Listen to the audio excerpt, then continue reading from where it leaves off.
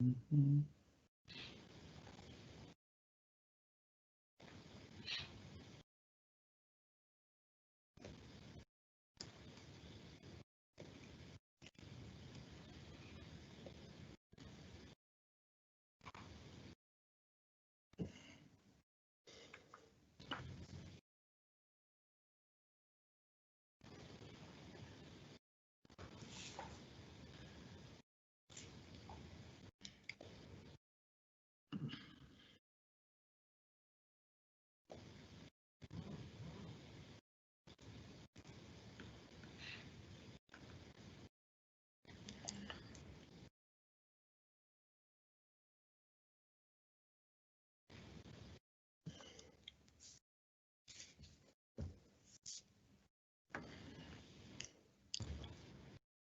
Is that 3:30, Jason? It is. I'm about to. I'll mute myself. I'm about to make you.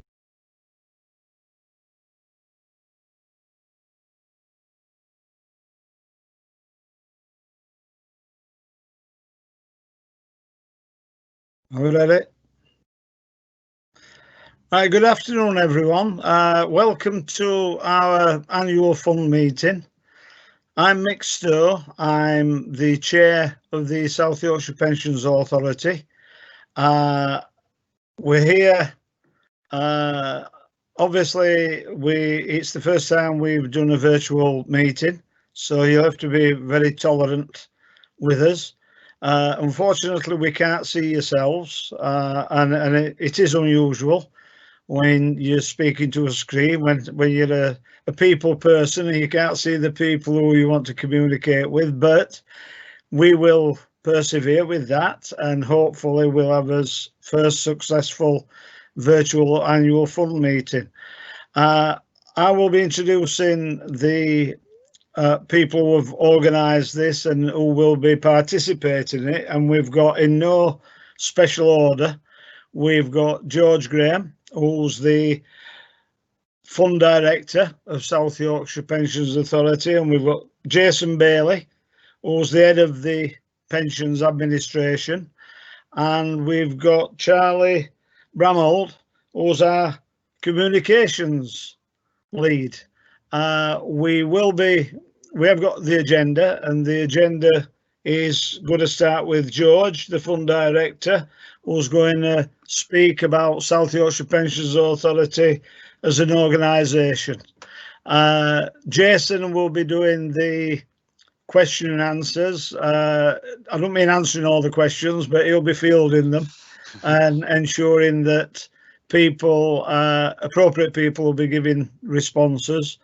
Charlie, I'm informed, will be looking at the legal position as part of Jason's agenda, and that is because of previous legislation that has come through recently that will potentially have an impact on the Pensions Authority. So I'm going to move now to George, and thanks, George. And I want to take a back seat. So thanks very much, and I hope you enjoy the experience. Thank you, Mick. Good afternoon, everybody. Well, I think the title on the slide speaks for itself. It has been a bit of a year since I last spoke to this meeting. Can you move it on, Jason, please? So what I'm going to talk to you about this afternoon is a bit about how the year's been for South Yorkshire Pensions Authority as an organisation. You know, it's important that we are a strong organisation running a strong pension fund. Hopefully we'll be able to show that. Then talk about the valuation of the fund that took place at the end of March 2019, which is what sets employer contributions for the 3 years. Then about investment performance, which I know will be a concern to people and is reflected in a number of the questions we've had prior to the meeting and some of the ones that are already in the Q&A. So I'll try and address those, and then I'll talk about a bit about some of the more interesting investments we've been making, which look at aligning how we what we invest in with our values as an organisation and scheme members' values. And then I'll be talking a bit about what comes next for the organisation. So This slide was about all the C's: our corporate plans, COVID, and our customers. So the start of the year, we set off. We knew exactly what we were going to be. We had a corporate strategy agreed that focused on investing in staff and planning to meet some of the challenges that we know are coming down the track, some of which Jason will talk about in terms of lots of additional work we need to do related to the McLeod judgment and so on. The thing we didn't anticipate was the reason I'm talking to you from a study in my house rather than standing in front of you in one of the district council areas in South Yorkshire. We didn't anticipate the pandemic. I don't think anybody did. And that means all of us who are talking to you this afternoon and all roughly 100 of our staff are sitting at home continuing to do what needs to be done. And that's accelerated a number of the changes that we were planning. We were planning in any case to facilitate home working by our staff. We weren't intending to make it compulsory, and we weren't intending to make it a full-time thing, but you know, we can't legislate for life. On the much more positive side in terms of all this, we have had recognition of the focus that our staff have on our customers and making sure customers get the best service that we can deliver. And the quote there from our customer service excellence assessment, I think, says it all. There's a clarity of commitment to developing and delivering services focused on the needs and expectations of customers. And when we are in the office, you know, you can feel the buzz about the organisation, and that should hopefully benefit customers over the coming years. Okay, so if we move on to the valuation. So maybe not for scheme members, because scheme members' benefits are guaranteed. You know, you will get whatever it says on your annual benefit statement you'll get when you retire. But for scheme employers, the valuation's a big thing, because that's what sets their contribution rates. So during 2019-20, the valuation as at the 31st of March 2019 was the big event. And based on all the actuaries' very complicated calculations, the deficit in the fund at the 31st of March 2019 was 63 million, which compares to over £1 billion 3 years earlier. You know, as I've said at previous meetings, you know, the fund's investments have performed well, and we've bridged that gap, and there is now virtually no deficit. All the larger employers and many of the smaller employers who've been around a long time have no deficit in their portion of the fund, and all employers to some degree, at least to some degree, and in most cases fully, have provided for the costs of the McLeod judgment. However, you know, academies on average are only 62% funded. Some academies are over 100% funded, some are less than 62%, but on average, that's the position. But overall, you know, we were as close as anything to full funding, and we delivered the plan that we'd agreed with employers in terms of future contributions. So it was a good, solid result. So moving on to, so I'm not going to say, I think it was Take That who sang about life is a roller coaster. I'm not sure, but that's what this slide shows. So back at the 31st of March 2019, the fund was valued at just over 8.4 billion and was 99% and a bit funded. At the end of September 2019, it was 103% funded and valued at just under 9 billion. And then the world went to hell in a handcart. And at the 31st of March 2020, the fund was valued at about 8.1 billion, so just shy of 8.2 billion, sorry, and was about 94% funded. But then since then, everything's bounced back. As at the end of September, the fund was over 9 billion for the first time, and over 100, just over 101% funded. And that position has continued since then. So in response to the questions about how is my pension doing, I'm worried about the fact that markets have taken a tumble.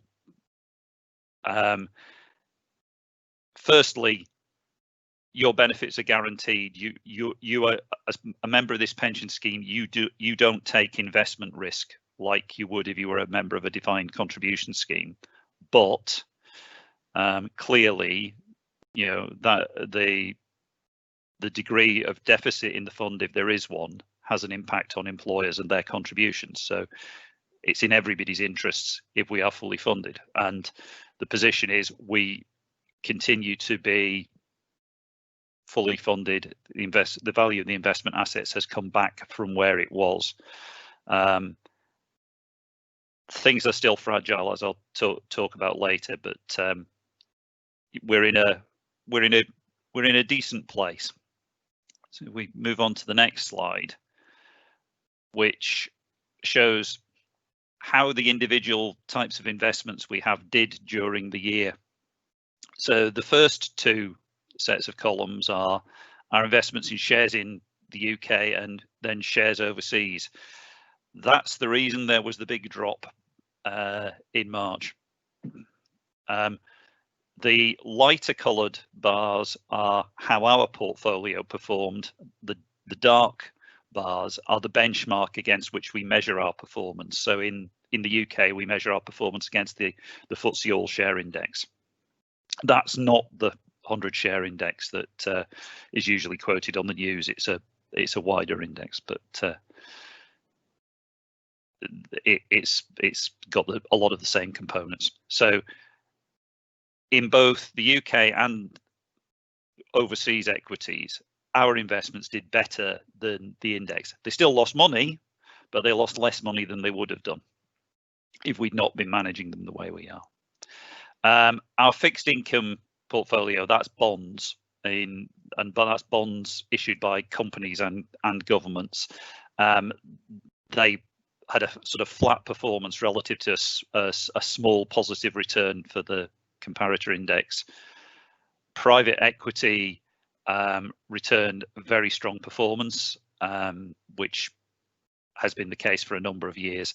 And private debt and infrastructure portfolios are both behind their benchmarks, but that's a technical issue, more to do with the stage in the development of those portfolios rather than any underperformance. These are investments that take a long time to build up, and performance is distorted while those investments are building up, and that's particularly the case with infrastructure, where we're putting significant amounts of new money in, and the returns don't happen until after that money has gone in. Property, we were slightly behind the benchmark, but returns on property last year were negligible, although there wasn't the scale of fall that in the market that many people had expected, and our cash performed in line with the return we expect to receive on cash, which again was not a lot. And you'll know if you put money in a savings account in the bank, you're not getting a lot of money, a lot of return on that at the moment. And that's similar for us, even if we're investing much bigger sums than any of us would be able to put in a savings account. I'm going to move on, Jason, please. Okay, so answering another of the questions that was asked prior to the meeting, you know, how's our money spread out among the different types of investments and who's managing it? There is a lot more detail on all of this on our website. We publish updates on our holdings in different investments on a regular basis, but also in the annual report, which the latest annual report will be properly published in the next week or so. It's been delayed by the auditors finalising their work. So people who've attended previous meetings will recall either myself or my predecessors talking about the pooling process and the Border to Coast Pension Partnership. All local government pension funds are required to pool their investments, and by that we mean invest alongside other local government pension funds in the same products. And we do that in partnership with 10 other funds in the Border to Coast Pensions Partnership. Border to Coast now manage, well, as at the end of March, managed about 53% of the fund. That's gone up to slightly over 60% because most of the index-linked gilts that are shown in green at the bottom of that slide have now moved into a product that Border to Coast are providing. So the bits that aren't managed by Border to Coast, so other equities, are small holdings that we are in the process of running down, but which we couldn't transfer into the Border to Coast products when they were launched. The other bonds are things that will transfer into a new Border to Coast product in the first part of next calendar year. The infrastructure, private equity, and private debt funds, those are fixed term investments. Those funds usually have a life of about 10 years. So when the money is received back from those funds, it will be invested in the Border to Coast products, which you can see at the bottom that had only got 0.3% of the funding cash at the end of the financial year. And the property investments, we're in discussions at the moment through Border to Coast about how they would be pooled, but that won't probably be until 2023 at the earliest. So we move on.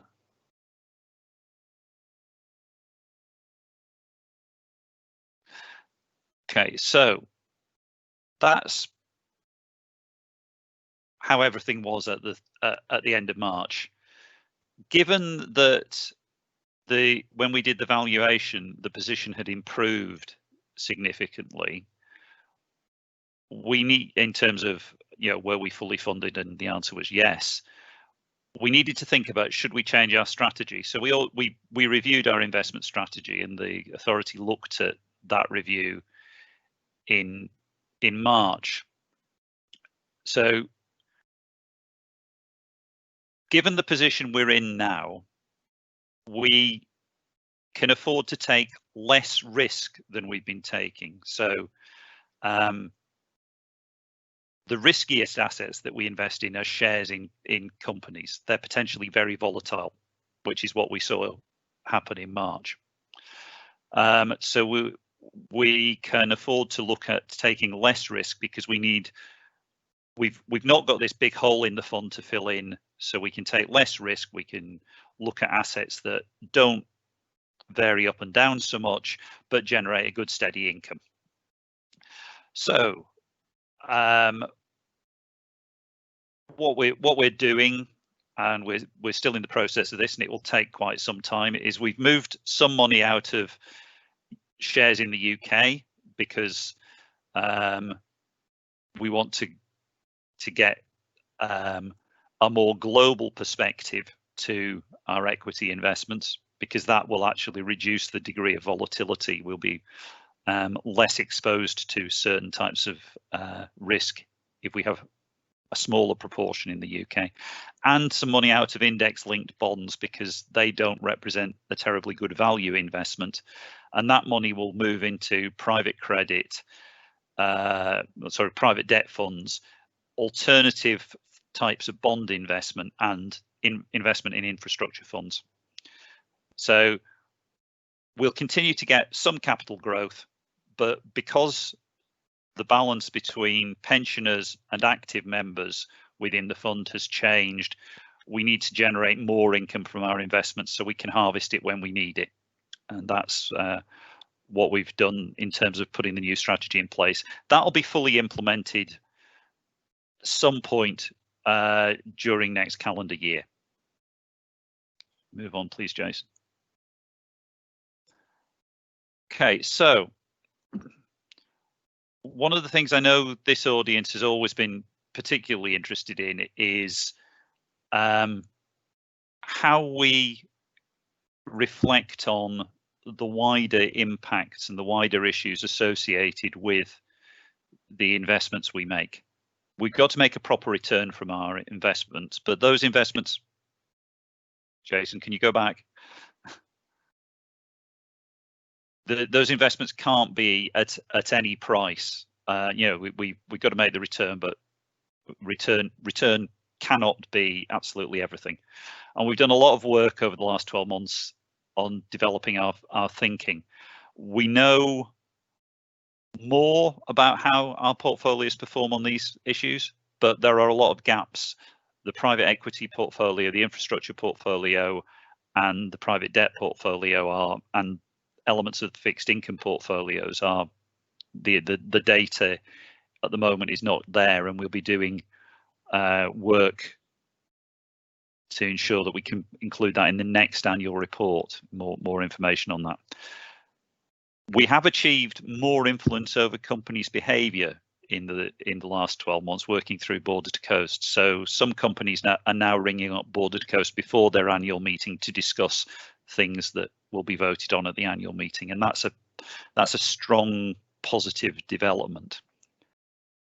But climate change remains the biggest risk to the value of our investments and also to the value of the fund's liabilities. And the authority recently agreed to set a goal of making the investment portfolio carbon net zero by 2030. And we've to produce a plan for how we're going to achieve that by the end of March. It won't all happen at once, and it will be in steps. And there's some questions on that which we'll address at the end of the session. Do you want to move on, Jason? I'm going to talk now about 3 different investments that we've got and the impacts that they make. So the 25 million that we've invested in the low carbon power fund run by Quimbrook, which is investing in renewable and other low carbon power sources in the US, Australia, and the UK. You know, our share of that, so it takes 41,000 tons of carbon out of the system. You know, $40 million of economic development, powers 7,000 homes, and has resulted in the planting of nearly 700,000 trees over 10 years. Now, this is the fund that some people might remember last year I talked about. You know, this is the fund that runs the solar power for the Las Vegas Strip. Well, you know, that's the wider sort of benefits that our investment in that fund is giving. If we move on to the next one, I mean, it's not just renewable energy where we're making an impact through what we're investing in. So we invest in a fund run by Triple Point, which provides housing, and that picture is a picture of one of their developments that we've invested in, and that provides housing for vulnerable people, specifically largely people with learning difficulties and learning disabilities. But that is, you know, a significant improvement in the quality of life of those people from living in hospitals in many cases. Do you want to move on to the next one? And the third one I wanted to pick out was an investment through one of our private equity funds in a company called Whole Bake, who develop gluten-free snacks. The fact it's gluten-free is significant for celiacs and people who can't tolerate gluten, but it's also something that is a significant developing issue. As we need to decarbonize the economy, we can afford to eat less meat. Therefore, companies like Wholebake, which are developing alternative products, particularly in the snack market, but also in other types of parts of the food market, are quite important as part of that transition to a lower carbon economy. So, it's not just about, as I say, it's not just about investing in renewables. The investments like this also have an impact on carbon emissions and things further down the track. You want to move on to the next one, Jason, please? So this is my last one. So as it says at the top, past performance is no guide to the future, etc., and all those good warnings that you have to give. There's a lot of stuff going on that means that financial markets remain fragile, and some of the things that will affect that are, some things are becoming clearer. It is clear now that for large parts of the world, there will be a vaccine for COVID-19 in the early part of the new year, and that is fantastic news. But there's a US election happened, and it appears now to be resolving itself, but we'll wait and see what happens on January the 20th. But we don't know yet if there'll be a Brexit deal. And there is a question later about Brexit, so I'll deal with that then. But that uncertainty means we've got to be particularly cautious and careful, but the portfolio is fairly well positioned for most outcomes. Today was the Chancellor's spending review, and in a sense, I think that was a bit of a false dawn. It's too early for the Chancellor to be working out how we're going to pay back all the borrowing that's had to be undertaken over the last 12 months. So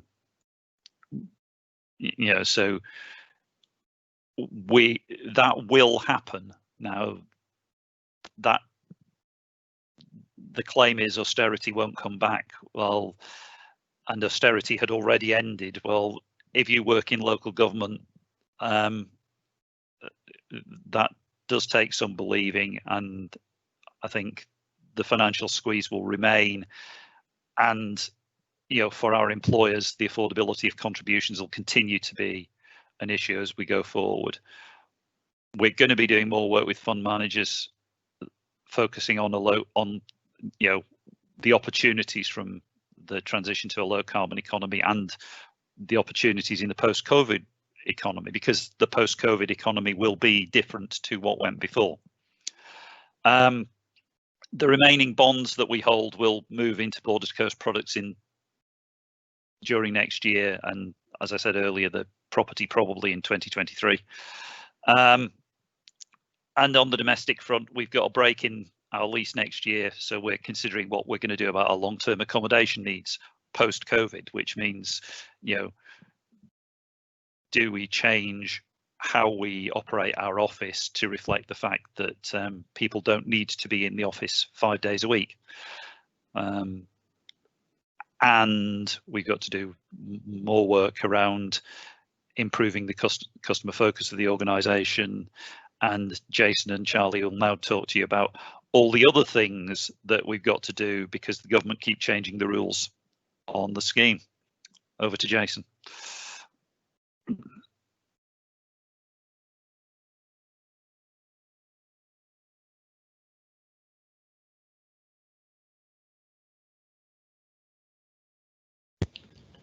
Okay, thank you, George. And if you can, audience can just bear with me for a second while I move the technology around.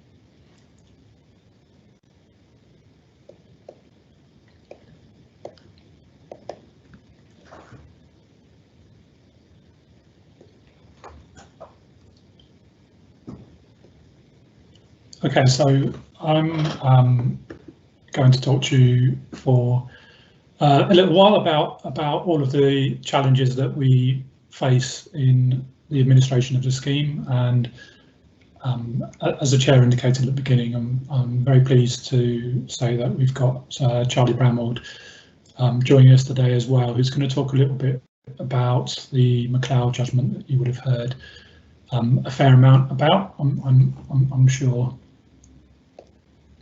So without further ado, we're going to talk a little bit about how the administration service is performing in general during this difficult period. Perhaps more importantly, what it is that you as our customers are telling us about the service. We've got this issue that we can't avoid talking about, particularly for those of you who are current contributors, which is the issues around the 95k cap. Charlie's going to talk about McLeod. We'll give you a brief reminder about the increasing issue about pension scams, and then we'll move on to a series of questions that have been posed to us already. So this is a chart that we've updated for this year, and it is intended to show how, as a service, we are performing against the service standards that we set ourselves many years ago. And I think it's important to emphasise that these are our own internally set service standards, and they're quite strict. They were set many years ago, and we haven't really revised them. Clearly, our service performance is not at 100%.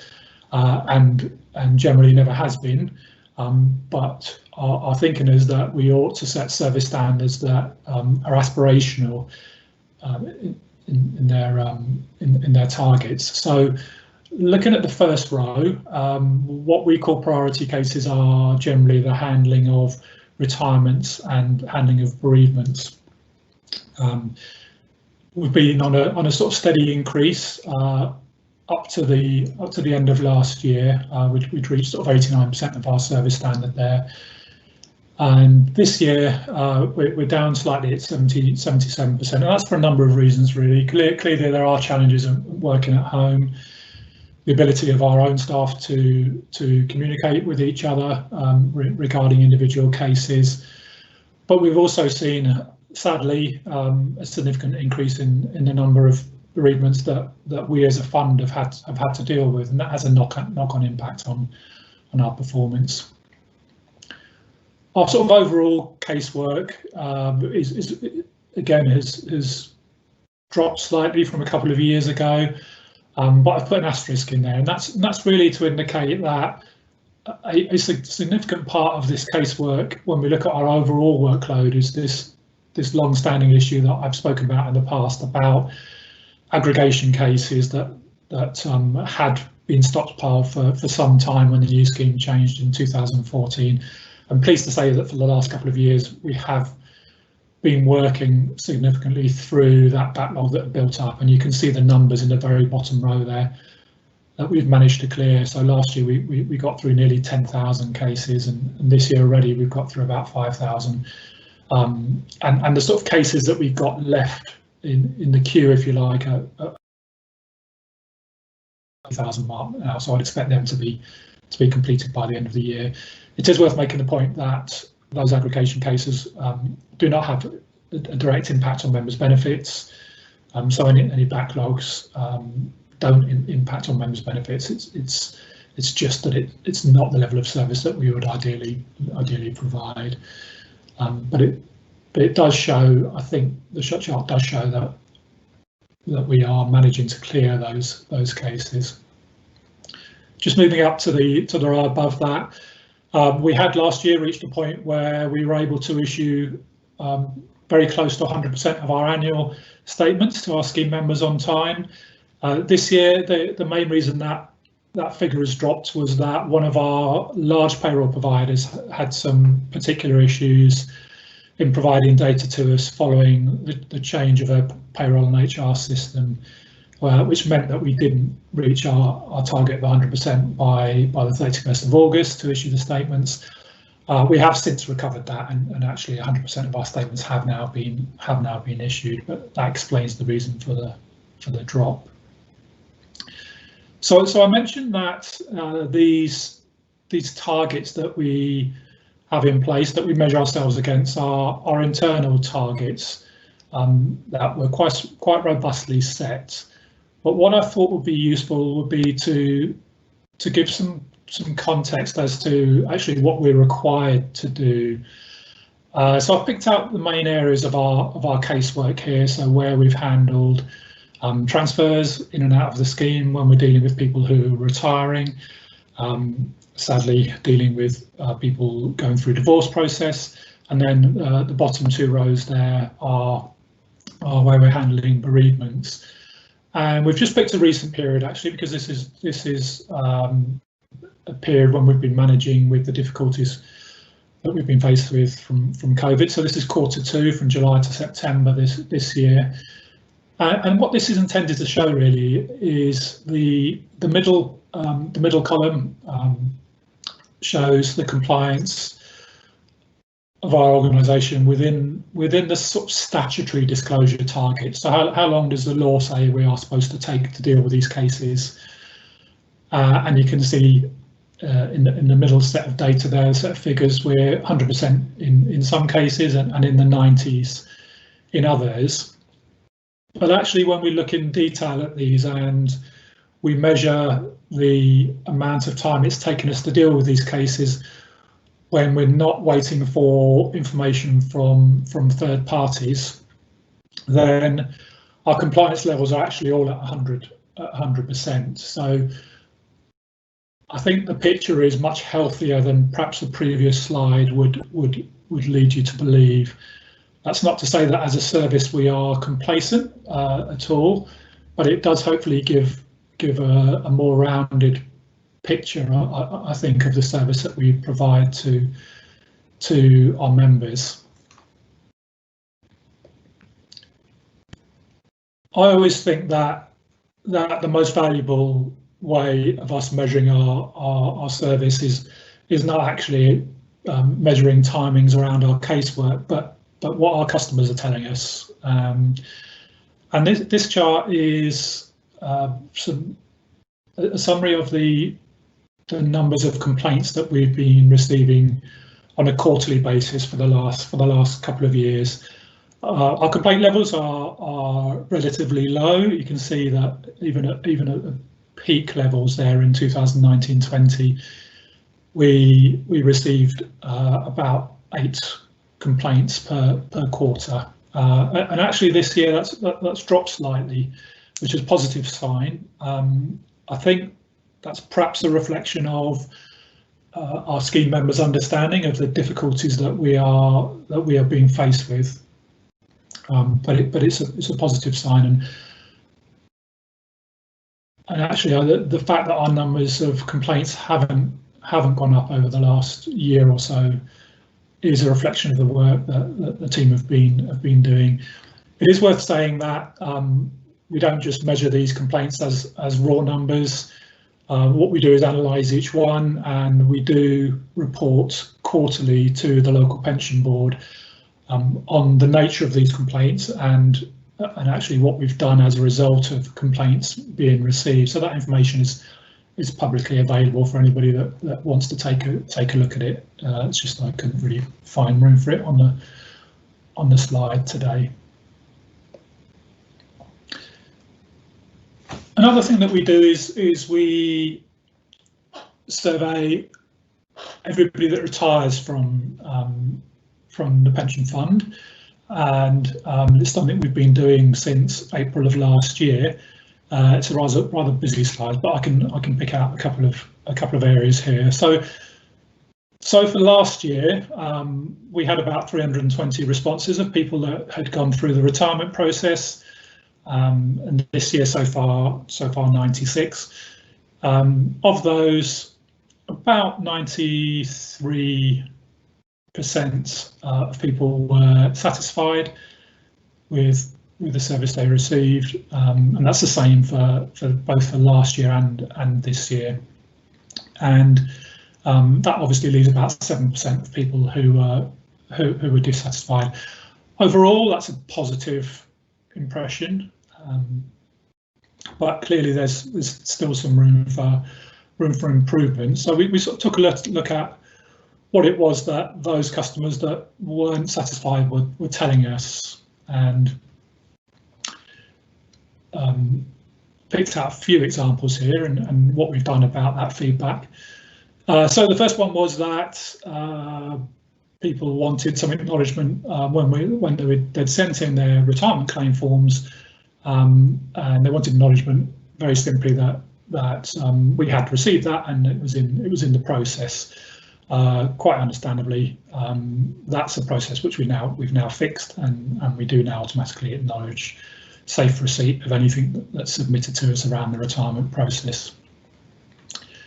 The second point is topical because it actually relates to some face-to-face appointments we were offering at various locations around South Yorkshire, and a member was unhappy that the number of appointments that we were offering in our Sheffield location. As a result of that feedback, we did increase the number of face-to-face sessions that we had available, but obviously things have been overtaken by events since then. Currently, we can't offer face-to-face appointments. What we've done instead is to offer virtual one-on-one appointments, and they're bookable via our customer centre. We've had a reasonable amount of take-up with those. Clearly, it's not the same as meeting one of our members of staff face-to-face, but it is an alternative that we've been able to promote. The third point was that somebody mentioned to us that the pre-retirement courses which they'd attended have been useful in their planning for retirement, and that is something that historically we have left to employers in the fund, rightly or wrongly. But as a result of the feedback, we are actually now looking as a pension fund rather than necessarily as employers to offer some pre-retirement courses to our members who are thinking about retirement. Clearly, they would mainly cover the implications for the local government pension scheme, but we hope that's something that members will find useful. And then finally, in terms of feedback, quite a few people mentioned the fact that the tax position wasn't particularly clear. What happens when you move from receiving a salary to receiving your pension? What happens about your tax? So we've updated all of our documentation actually to give some more information about what happens with taxation at the point of retirement. Those of you who attended last year's presentation will know that we were looking to establish a new customer centre, which we established in January of this year, shortly before lockdown started. So the customer centre has now been in operation for 10 or 11 months, and we've been starting to gather feedback from what our customers are telling us about their interactions with the customer centre. This particular survey we carried out from June to August. We got nearly 500 responses, and again the levels of satisfaction are quite positive for a new customer centre, around about 92%. But clearly, again, that still leaves a proportion that we're not quite satisfied with the response they received through the customer centre. So just picking up on a couple of the points from that survey, a few members said that they had called us and either the first person they spoke to was not necessarily particularly knowledgeable, or they had to speak to two different people. They called for two different reasons and had to be called back. So I think the reason I flagged this particular point up is that the customer centre is a brand new service that we are offering. It's initially been staffed by a combination of very experienced staff and obviously some newer staff that have joined us. We had a large restructure last year, and as a result of which a number of new staff joined the organisation. So the customer centre is very much in its infancy, and we are still continuing to train, particularly those staff who've not been with the organisation for very long. And where possible, we are providing as much training remotely as we can do, but training is never the same remotely as it is face to face. So we have had to find on occasions that the customer centre have not been able to answer the individual's call immediately, and have had to place a call back on. I would say though that our first time fix rate, so the numbers of queries we're resolving at the first point a member contacts us are well over 80%. So I think it's a positive start, but certainly more to build on there. And the second one I picked up there was actually about the information that we send to members when they are looking to aggregate their pensions. And we've had quite a bit of feedback about the fact that these letters are overly complicated and don't really give the member the information that they need. Partly that's legally, there is certain information we have to provide, but it is an area that we are looking to improve our communications on.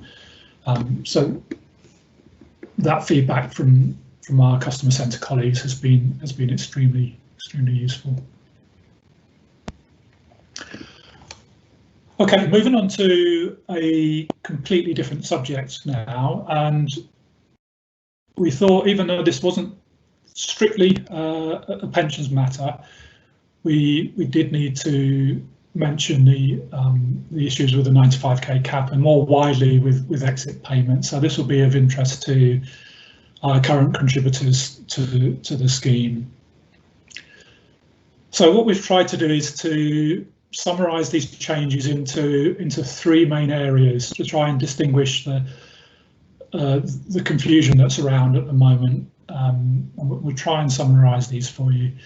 The first is the first impact, and that is something that came into law on the 4th of November, and applies across all the public sector, and it's the limit on the total value of exit payments that can be made in the event that an individual is leaving the organisation, generally through redundancy or business efficiency.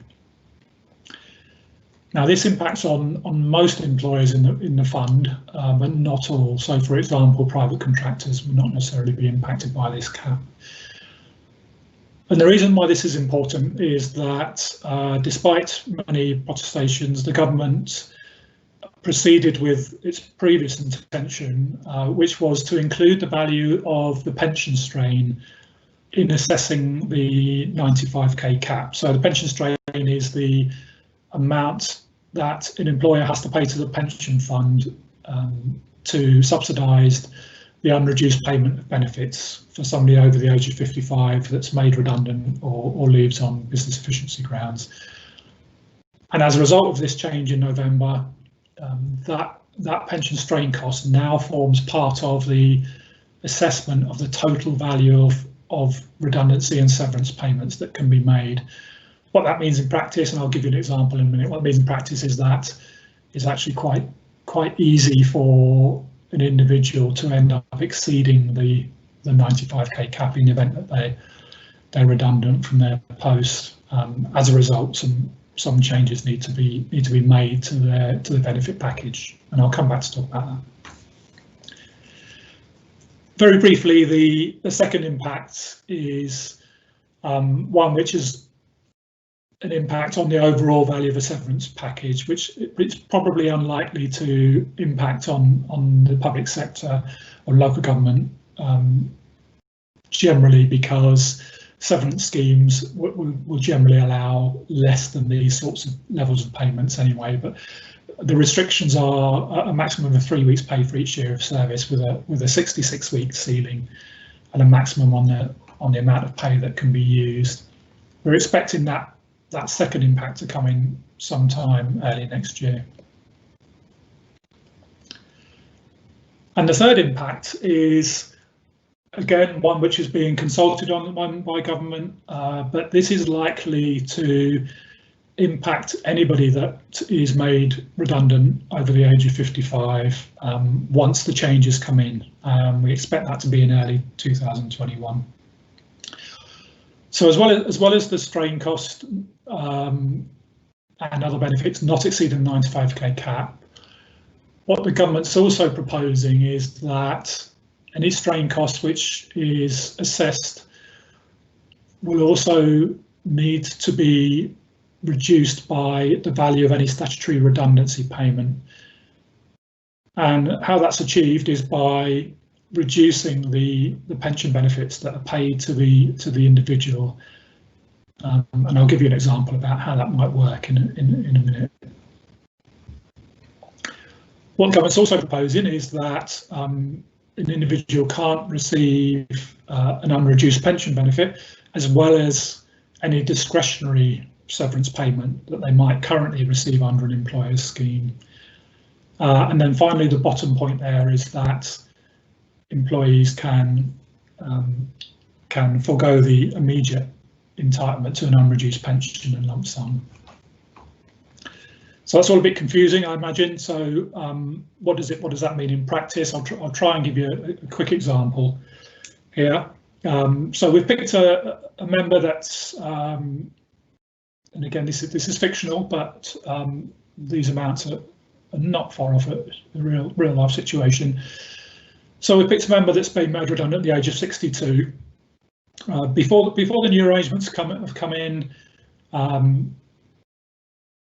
what currently happens is that the member is entitled to an unreduced pension at the age of 62, and let's say that the value of that benefit as a strain cost is £40,000. They have on top of that, they have an entitlement to statutory redundancy payments, and they also have a discretionary severance payment entitlement awarded from the employer. The employer, in this case, pays double the statutory redundancy payment as a severance payment. So if we sort of add up those three figures, what that shows us is that the value of that redundancy package, if you like, is £67,000. Now, with the same member, after the proposed changes come in, there's two potential options. One is that the value of the strain cost will be reduced to reflect the statutory redundancy, so that comes down to 31,000. The statutory redundancy stays as it is, and because they're taking immediate payment of pension benefits, they can't any longer have a severance payment.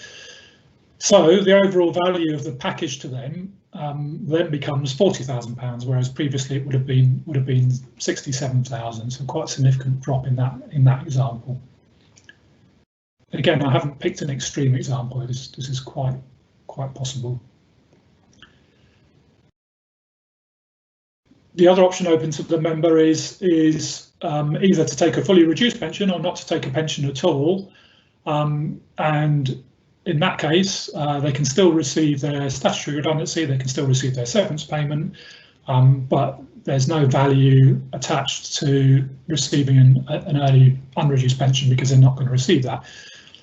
So actually the value of their package then becomes 27,000 compared with what the current arrangements provide for, which is 67,000. So what you can see there is that this legislation will, if it comes in as proposed, and when it comes in as proposed, will have a significant impact on the exit packages that are available to staff. There are some potential exemptions around instances where applying the cap would cause genuine hardship. We're also very unclear at the moment how the transitional arrangements will operate when these changes come into force. But we do have an issue, and employers have an issue at the moment, in that the 95k cap has been introduced by the government, but the other changes which I've just described have not. So that we have a situation where we've got two pieces of legislation out of sync at the moment.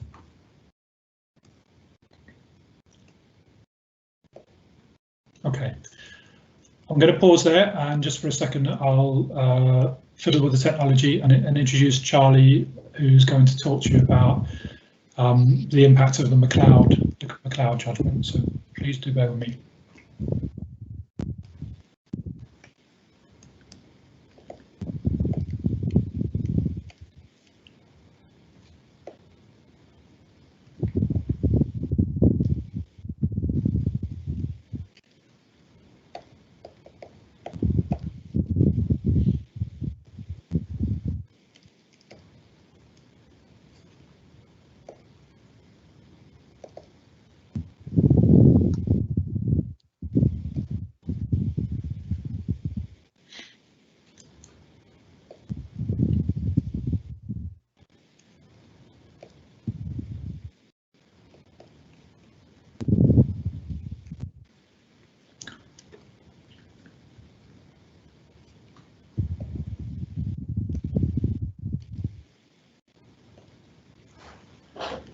Okay, apologies, Charlie. I can't seem to bring you on screen. Technology's not allowing it, but hopefully members of the audience can. How strange. Hopefully I'm audible to everybody. And hello, I'm Charlie. I actually joined the authority back in June, which is more recently than my last haircut. It's been an enjoyable but almost entirely digital experience, working from home and COVID. So it's a shame we don't get to meet in person today. Hope you're all staying safe and well. I'm pleased to be talking to you this afternoon, despite the challenges that we've been facing. Now, you probably have heard about the McLeod judgment. It's been fairly well publicised, and it's a big topic in public sector pensions. South Yorkshire Pensions Authority has certainly made reference to it in several communications you might have received, such as annual benefit statements, for example, and member newsletters. So in this section, I'm going to cover a bit of the background of the judgment and talk about what it means for our members. But the short answer is actually, for most members, they won't be affected, and nor do they need to do anything about it. But let's take a closer look at why it's such a big topic. I think we're just a slide ahead at the moment, Jason. If you could drop back one. Yeah, so the background of it is that in December 2018, the Court of Appeal ruled in favour of some younger members of the Judges and Firefighters pension schemes. It held that they were unlawfully discriminated against on grounds of age. And this is because protections that were offered when those schemes changed from a final salary scheme to a career average or care scheme were only available to older members. That is, those who were already within 10 years of their retirement ages as of the 1st of April 2012. And subsequently, the Supreme Court denied the government the ability to appeal that ruling. So if we just move on to the next slide, we'll have to think about why that affects the LGPS. Well, all the public sector pension schemes made changes from final salary to care around the same period of time. So April 2014 in the local government pension schemes case. And similar protections to those in the firefighters and judges pension schemes were extended to the older members of all those public sector schemes. So in the LGPS case, members stayed in the same scheme, but started accruing care benefits from April 2014, that is. A transitional protection called the underpin meant that members who were in the scheme and within 10 years of retiring as of April 2012, would get the better of their care pension or the equivalent final salary pension that they'd have built up in that same period from April 2014. So it's still an age-related protection, and the government accepts that the McLeod judgment applies to all the public service schemes, that they all contain some sort of age-related discrimination. So what's next? Well, the younger claimants in the McLeod and Sargent cases were to be treated as if they'd remained in their final salary schemes, and the government confirmed that it would make changes to remove the age-related discrimination from the public sector schemes. And that leads to some proposed changes to the LGPS. HM Treasury and the Ministry for Housing, Communities and Local Government published a consultation which proposes a revised underpin, with no age-related conditions. So that's extended to all members who are in scope, regardless of age. There'll be remedies backdated to the 1st of April 2014. That's when the change to the care scheme happened. And it will extend to qualifying active members, leavers, including retirees since April 2014, and death in service and survivor benefits as well. So it's a little more all-encompassing than the current underpin. The consultation closed back in October. The government's now reviewing that feedback and meeting with the Scheme Advisory Board and the Local Government Association to finalise the regulations that they've proposed. The outcome will provide younger members with protection equal to that of the older members, and those regulations are expected to be in force from April 2022. But we do expect them to be published sooner so that we can undertake the work to see who's affected by it. So we'll just look at the underpin in a little more detail now. We can move on to the next slide, thank you. So which members will qualify for the underpin?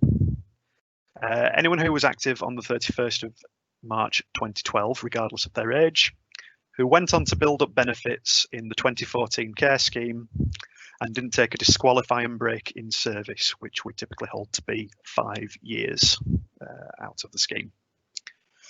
So what benefits does this underpin provide? Well, as already mentioned, it's the better of care or equivalent final salary benefits as if the 2008 final salary scheme had continued. And that provision will be applied between the 1st of April 2014 up to the 31st of March 2022, your 2008 scheme normal pension age, or your date of leaving, whichever's earlier. So under this new underpin, there's no requirement for an immediate pension entitlement to arise on leaving the scheme for that underpin to apply. So it's a two-stage underpin. We'll do a provisional check on leaving, calculate the benefits, equivalent care and equivalent final salary, and then we'll do another check when benefits are actually taken to make sure that the larger of the two benefits is payable. So who's actually impacted? Because this is extended to the underpin protection is extended to a much larger group of people than before. But in fact, most members aren't going to see an increase in their pension. And the increases that do arise are likely to be small. And the main reason for that is that most members will build up a higher care pension than they would have done under the final salary scheme. If you look at the accrual rates for the care scheme, the 49th accrual rates, that's more generous than the 60th accrual rate under the final salary scheme. And we've shown a little example below of a real life anonymised retirement case where we had a look at whether the underpin would bite. So it's an early retirement. And we compared the care pension that they actually built up and what they would have built up under the final salary scheme if it had continued over that same period. So 6 years and 90 days of service would have yielded a lower pension at leaving than the care pension for that same service, and that's chiefly because of the 49th accrual rate. Now, you're much more likely to be affected if you had considerably larger than average salary increases, and if the underpin protection was to be extended past March 2022, then it would start to bite for more people. I think when these proposals were looked at back in 2012, it was judged that there'd be a sort of 10-year break-even point after which the final salary would be more likely to be larger than the equivalent care period. But the underpin doesn't go past that 10-year point. So if most people aren't affected, you might ask why it's such a big topic. And the reason for that is that we will need to look at everybody who that underpin applies to. So everyone who's in the scheme from April 2012 and built up any care pension after that. So it's a lot of calculation work, and we will need to amend our processes and systems, and we may need some additional information from our employers. So it's going to be quite a big job, but what we do want to get across is that members, whether or not they're affected, don't need to take any action, and for those members who are affected, we will be getting in touch to let you know what that is and arrange any remedy if applicable. Okay, so that was the McLeod judgment in a nutshell. Appreciate we've covered that at a fairly breakneck speed. Don't want to keep you on all afternoon, but if you do have any questions about it, please do pop them in the Q&A.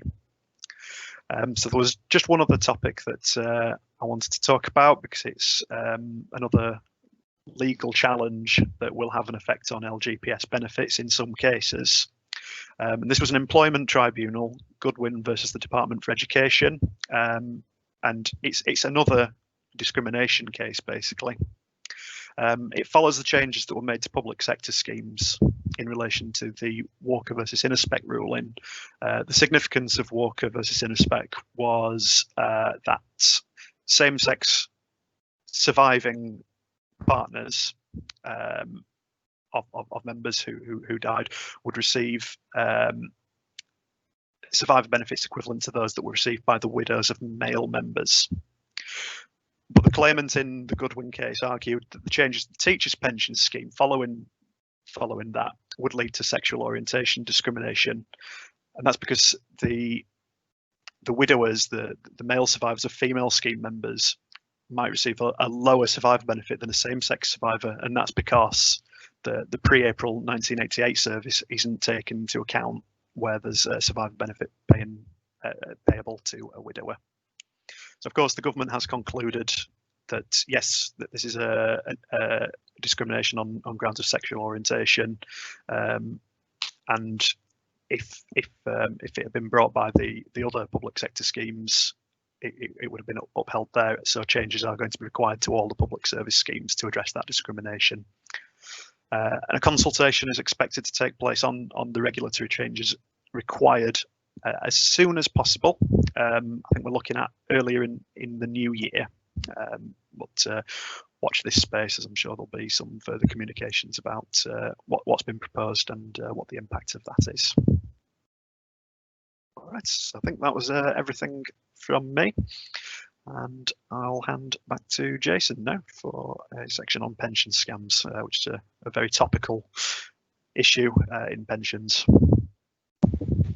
Thank you, Charlie. And we've resolved the technology problems, I hope, and you now hopefully can see my face.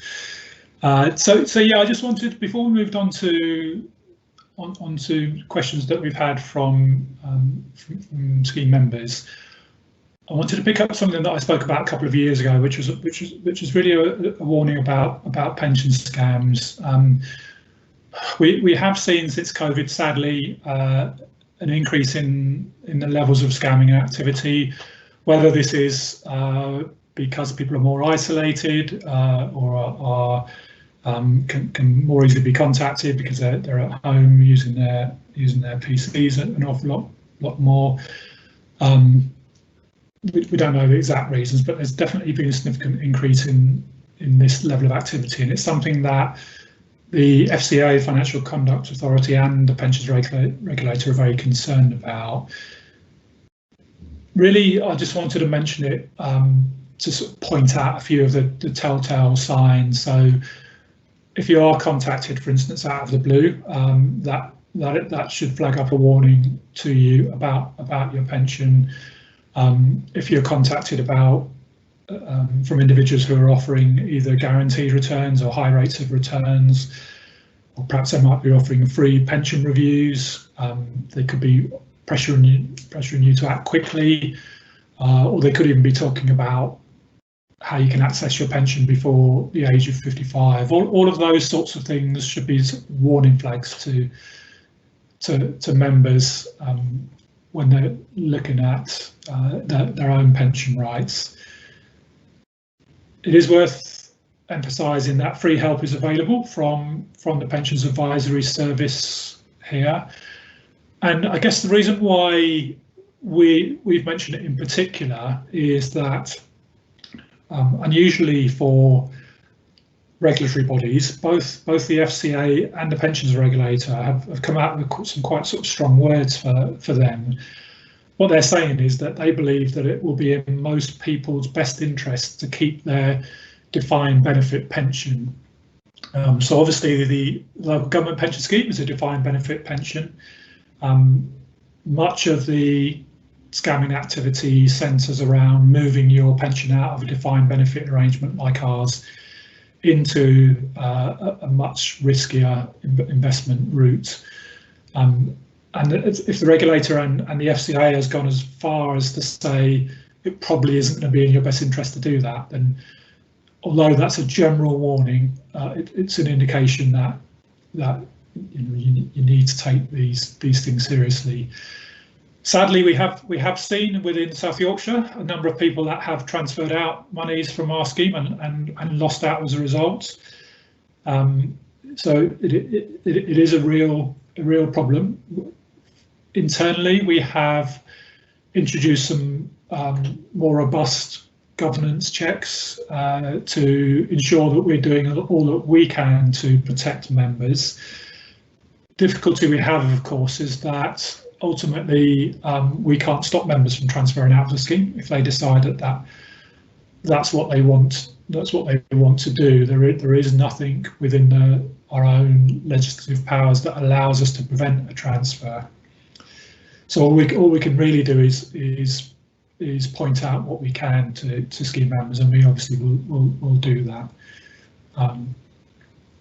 Okay, that's all I wanted to say on that. But there is much more information about pension scams on the SYPA website.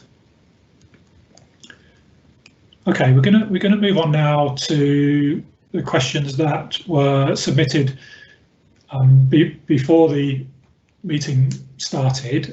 George is going to speak in a minute about some questions that have been raised on the investment side, and while he's doing that, we'll try and have a look through some of the Q&As that have been posed during the course of this presentation and see if we can answer any of those for you.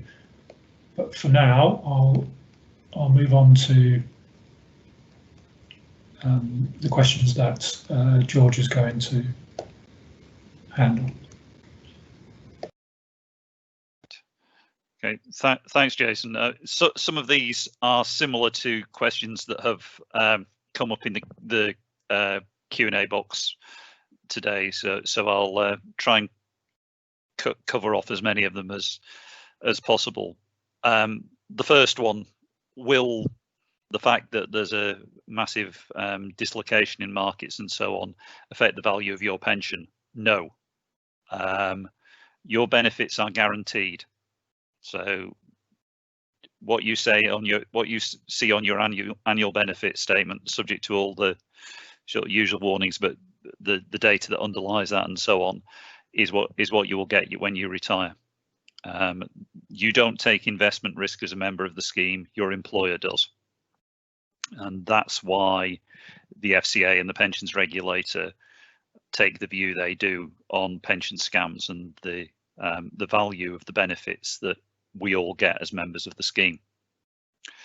So the next question, and there are a couple of other ones which I'll try and wrap up together, are about climate change and the fact that the authority has agreed to achieve net zero.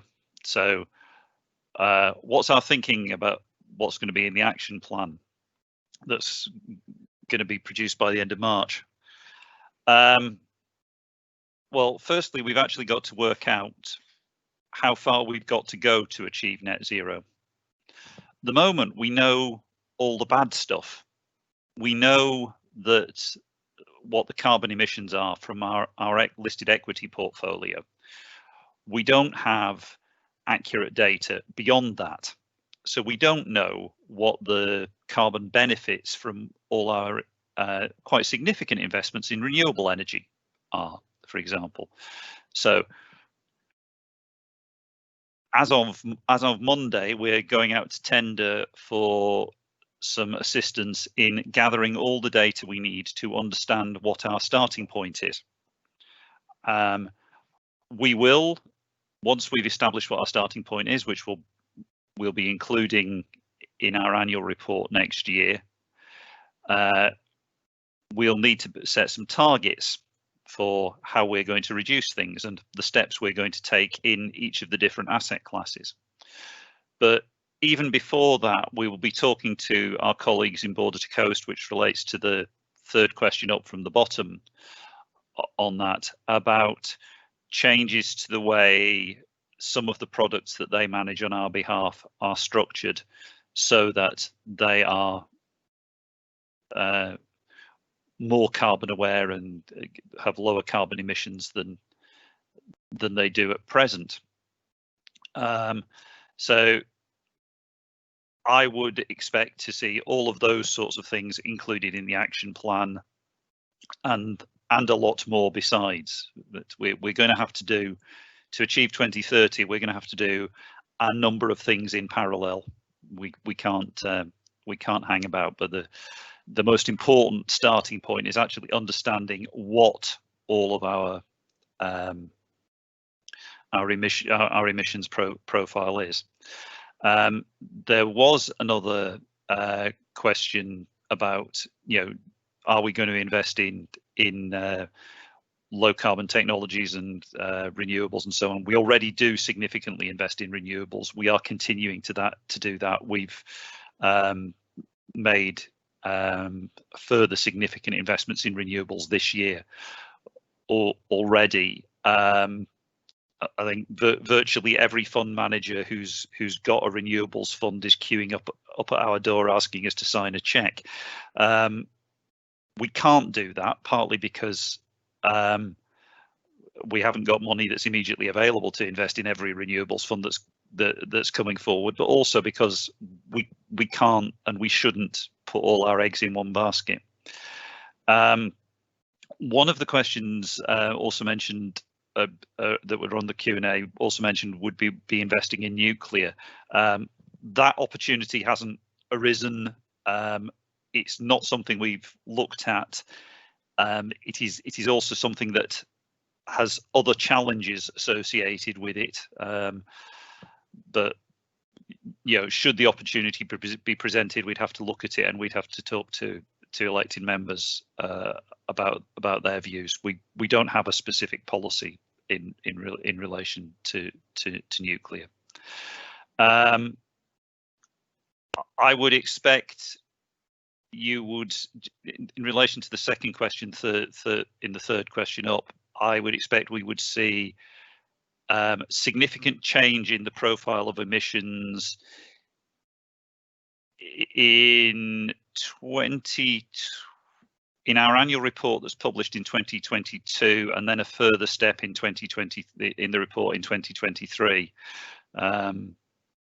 But how all of that will relate to the targets and things we set, I can't say at the moment, because we've not done sufficient work on the action plan yet to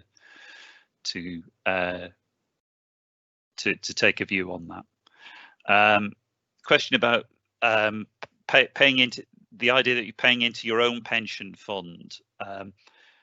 Yeah, we are not a defined contribution scheme. If you paid into a defined contribution scheme, you'd have your own little pension pot, and when you got your annual benefit statement, you'd have how it would say your pension pot is worth £10,000, and that will give you an income of X £100 a year when you retire.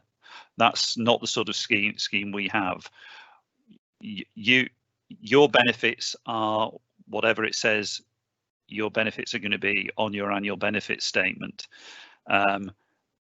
There are cash flow issues around that, and the point of having the pension fund is to manage those cash flow issues. Pensions from the sort of scheme we run are guaranteed. They're not affected by, you don't take the risk, as I've said, about investment returns or the impact of the wider economy on your pension. That's the risk your employer takes. So how regularly can we find out how well our pensions are doing? Well, in terms of the fund as a whole, there are quarterly reports to meetings of the Pensions Authority. Those are available on our website. There's also lots of information on our website around the particular things we have investments in. So, you know, all the individual infrastructure funds we're invested in, and you can through our website, the investments section on our website, you can get to what the underlying shares in the border to coast funds that we invest in are, for example. And I talked earlier about the different asset classes that we are invested in. I've talked about how the downturn has affected us. I mean, we are relatively well positioned. I mean, someone also in the Q&A asked about Brexit. The biggest likely economic impact of a poor Brexit outcome, whether that's no deal or a particularly poor deal, from January, is likely to be a fall in the value of the pound. A very significant proportion of our investments are denominated in dollars and euros. So if there's a fall in the value of the pound, the value of those, the pound's value of those investments increases. So that's actually, in a sense, a fall in the value of the pound is good news for your pension fund. Yeah, we don't at this stage need to be driving up the risk profile by looking for very high yielding investments. Which is the other part of that particular question. How are we supporting Black and minority ethnic staff and their representation in the organisation? We have very few staff from BAME backgrounds. We're more white, if you like, than the South Yorkshire community as a whole. That's an issue that is highlighted in our equality and diversity scheme, and it's something we recognise we need to do more work on. I think in order to get to the average in the South Yorkshire population in terms of people from BAME backgrounds, we would need to employ 3 or 4 more people from a BAME background than those we've got, but we would still then, given we only have about 100 staff, have fewer than 10 employees from a BAME background. But it is an issue that is on our agenda and that we need to address. I mentioned border to coast slightly earlier. We will be working with them. How do other partners in border to coast feel about our views on climate? Well, they're very clear what they are. Councillor Stowe made it very clear at a meeting of the border to coast joint committee, the meeting of all the pension committee chairs yesterday. There was actually a significant degree of support for making more rapid progress in the direction of decarbonisation and lower carbon investment. Whether they would all share our goal of a 2030 net zero position, I somehow doubt, but there's a positive direction of travel from most members of the partnership. The question about the Modern Slavery Act. Yeah, this is a big issue in terms of businesses' supply chains and the way businesses treat their workforces. There was a particular issue earlier this year for the company Boohoo, the clothing company, to do with the behaviour of some of their suppliers in Leicester, which we've taken up with we and the people who we work with have taken up with the company. When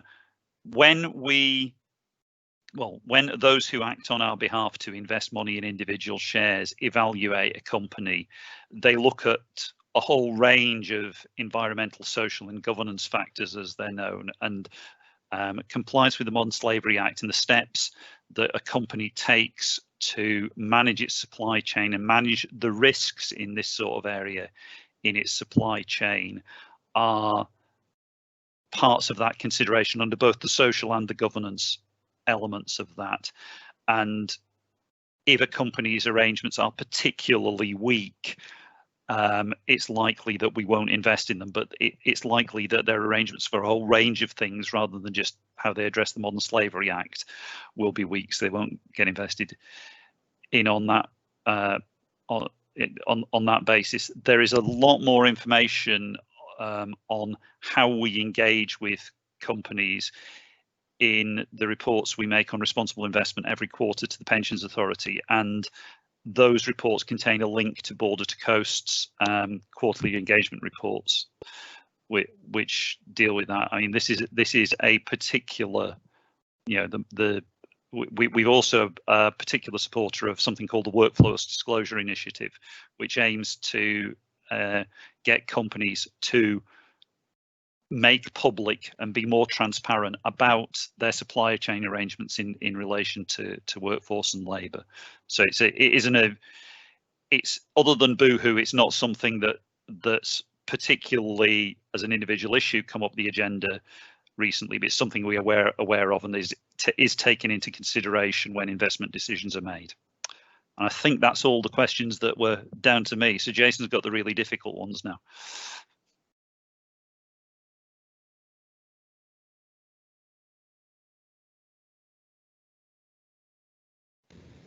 Yes, thank you, George.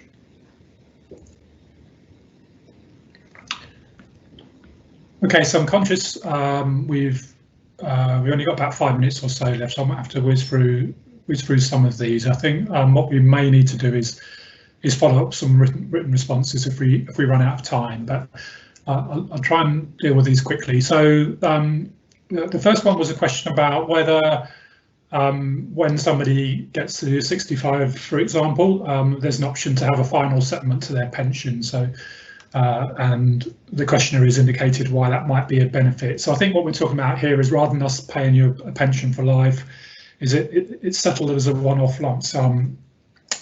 So there are some very limited statutory provisions around us paying a pension as a one-off lump sum, and generally, I mean, they're called trivial commutations. So the clue's in the title, really. Generally, the legislation only allows us to pay a single lump sum instead of an ongoing pension if the value of the pension is fairly small. There are also some quite tight limits around that. So the value of there are two different categories, but the value of a pension must be less than £30,000 in total, and that's not the value of the yearly pension. That's the capital value of the pension. So if you think that probably means an annual pension of something around about £1,000 a year, and even then we also have to take account of any other pensions that you might have in any other pension scheme. So the options, the legal options to pay off members, if you like, as a one-off lump sum are quite limited, but they are available in limited circumstances.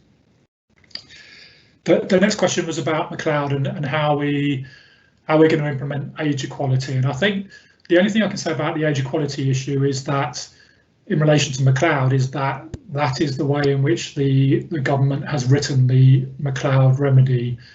I guess from the government's point of view, to minimise the risk of any future claims about age discrimination. So what they're effectively saying is that for anybody, regardless of age, we will make a comparison between the benefits that would have been available in the old scheme before it changed and benefits available in the new scheme. But as Charlie mentioned earlier, in actual fact, the vast majority of members, certainly those close to retirement now, would have been better off in the new scheme than the old. That may change in years to come, and in fact the younger generations now may well get a benefit from the McLeod remedy, whereas it's less likely to affect those that are near to retirement or those that have retired already. The sort of semi-related question just below that was about members at 55 and 60 and then getting their pension, and this individual saying that at 59 they can't, and is that discriminatory? So without knowing the individual circumstances of the case, I can talk broadly about the provisions about entitlement to pensions. So anybody that's a member of the pension scheme and leaves their employment over the age of 55 is entitled to receive their pension immediately, and if that pension's paid before their normal pension age, then there will be a reduction applied. So that applies to anybody over the age of 55 who's leaving employment. There is an additional provision, which maybe the questioner was referring to, which is around the option to flexibly retire. So that's where you take a reduction in either a grade or your working hours, and you receive the pension that you've built up, and then you carry on working. Now that is an employer discretion. It's not something that is available to everybody. Your employer has to approve the option for you to flexibly retire under the pension scheme. So the employer has to look at the individual circumstances of each case, which may be what the question's alluding to there. And the final point in that block of questions was about the fact that the scheme has been through 4 different changes. So first of all, we started off with an 80th scheme, and then we moved to a 60th scheme, and now we're in a 49th scheme. And the questioner is asking, which piece would you have? If only I had a choice, I think is the answer to that. The way that the scheme is structured, there are different tranches of benefits, and the benefit that you receive depends on that point in time at which you were paying into the scheme.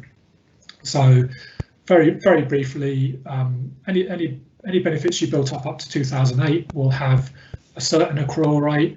Any benefits you built up between 2008 and 2014 will have a different accrual rate, and again under the care scheme since 2014, a third accrual rate. You don't have a choice about those. They are what the scheme provides, but it does complicate how we present the information to you, because you could well have 3 different tranches of benefits, and in some cases 4. The question is quite right. Two quick ones to answer at the bottom there. One is about people working in the same job, in the same role, full time, and still getting their pension. Is that allowed? Well, again, I can only talk about the rules of the scheme. We need to be careful when we're talking about full pension here, because full pension is generally only paid when somebody reaches normal pension age. But the scheme does allow you to leave employment over the age of 55, as I've said, and claim your pension. There is nothing in the rules of the scheme that prevents you from subsequently being re-employed by your employer. Obviously, after an open recruitment process at a point in time in the future, that you would be entitled to receive the pension that you had built up to that point in time, and still be subsequently employed. Whether that does end up being the same role will be a question for the employer, obviously, and we would expect employers to go through a full recruitment process. I guess there's one sort of tiny exception to that, and that's an unusual situation. It's a bit of an oddity in the regulations, where if somebody is contracted, their employment is transferred under TUPE to a private contractor, they are entitled at that point in time to claim the pension that they had built up to the point in time, and they are TUPE transferred out. So they may find that they carry on being a member of the scheme once their employment is transferred out to a contractor, but they are still entitled to claim the pension benefits that they built up to that point. It's just a peculiarity in the scheme regulations. And then very final question there is about tax relief. So I'll just answer this in general terms, that if you are paying additional contributions into the scheme, you will be eligible for tax relief. You can only receive tax relief, obviously, if you are paying income tax. So unlike some private sector schemes, tax relief is applied at source. If for some reason you don't pay those additional contributions through through the payroll, you can still apply for tax relief, but you'd only be eligible for tax relief on the basis of tax that you had actually paid in that employment in that year. So that does work slightly differently to some private sector schemes.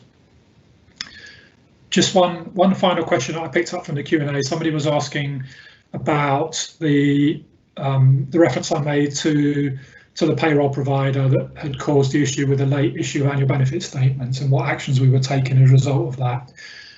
It's a very good question. We have carried out a significant amount of engagement with that payroll provider. The issues that we experienced around the provision of data to us were effectively legacy issues from 2019-20. We are continuing to work with that payroll provider. They have resolved the issues that caused the problems for this year's benefit statements, which is on the plus side. However, we have picked up a number of internal learnings from that exercise. We are changing the way in which we monitor the information that comes into employers to make sure that we identify any issues at a much earlier stage. It's quite a significant change to our processes, but it's an important one because there was clearly some warning signs that we should have picked up at an earlier stage, so we've had to make some process changes. Clearly, if that happens again in future, we do have tools available to us to work with employers and actually to penalise employers if as a result of those issues there is extra work involved for the fund, and that's something that we would certainly look to do in future if we needed to do so. Okay, I'm very sorry I have to quickly answer those questions, but I'm very conscious of time. I think that's all those questions answered, and I'll hand back to Councillor Stowe now.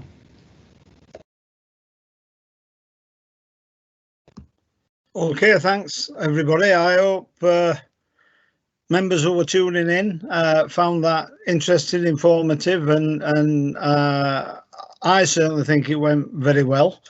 And so I wish you all well, and I wish to thank George, Jason and Charlie for their input. It certainly raised my knowledge levels. And yes, I hope your questions, very, very good questions, have all been answered sufficiently. I'm sure we will be doing a survey of people who came and were good enough to attend our virtual conference, and we'll look to build on any ideas or thoughts of the future to make it better. Hopefully next year we'll be back face to face in one of the council areas where we represent, and I'm certainly looking forward to that. And I know quite a number of people enjoy coming to those venues because it gives an opportunity to meet people who we only usually sometimes see every year. So I wish you all well, and thank you very much for your attendance, and the team who delivered it, thank you very much. I thought it went exceptionally well. So I'll see you all soon. Thank you. Bye bye.